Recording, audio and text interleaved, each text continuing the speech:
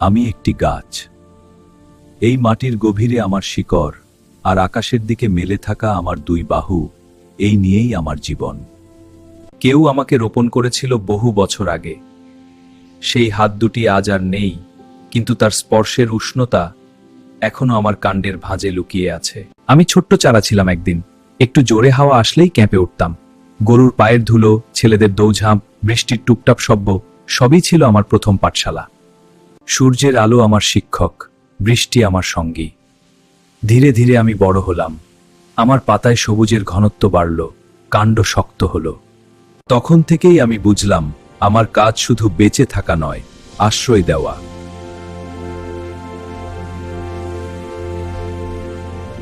আমার ডালে প্রথম যে পাখিটা বাসা বেঁধেছিল, সে ছিল একজোড়া শালিক। তাদের ছানারা যখন প্রথম ডানা মেলে উঠতে শিখল, আমি গর্বে দুলে উঠেছিলাম।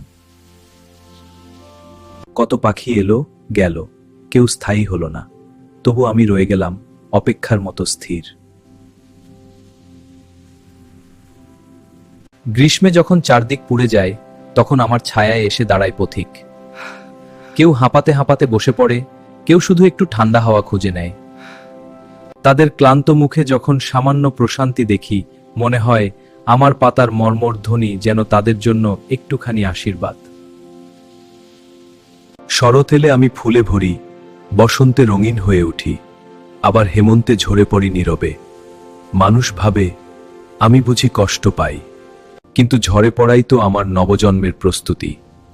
পুরনো পাতা ঝরিয়ে না ফেললে নতুন পাতার জায়গা কোথায়?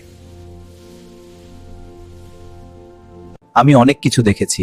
এই পথ দিয়ে কোণে গেছে লাল শাড়ি পরে, আবার শ্মশানের পথে গিয়েছে নীরব সব যাত্রা। শিশুরা আমার গায়ে নাম খোদাই করেছে, আজ তারা বড় হয়েছে, কেউ শহরে চলে গেছে। তাদের নামগুলো এখনো আমার গায়ে ক্ষতের মতো আছে, কিন্তু আমি রাগ করিনি, কারণ স্মৃতি থাকাই তো আমার সৌভাগ্য।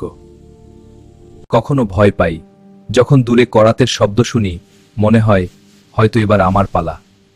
মানুষ আমাকে ভালোবাসে, আবার প্রয়োজনেও কাটে। আমি জানি একদিন হয়তো আমাকেও মাটিতে লুটিয়ে পড়তে হবে, তবু সেই দিন পর্যন্ত আমি ছায়া দিয়ে যাব, অক্সিজেন দিয়ে যাব, ফল ফুল দিয়ে যাব, কারণ আমি গাছ। আমার কথা কেউ শোনে না, তবু আমি নীরবে কথা বলে যাই পাতার ফাঁকে ফাঁকে। আমার জীবন দাঁড়িয়ে থাকার, তবু দেওয়ার। আমি মাটির সন্তান, আকাশের বন্ধু, মানুষের নীরব উপকারী। আপনি কি কখনো কোনো গাছের নিচে দাঁড়িয়ে তার কাণ্ডে হাত রেখে শুনেছেন তারও হৃদস্পন্দন আছে?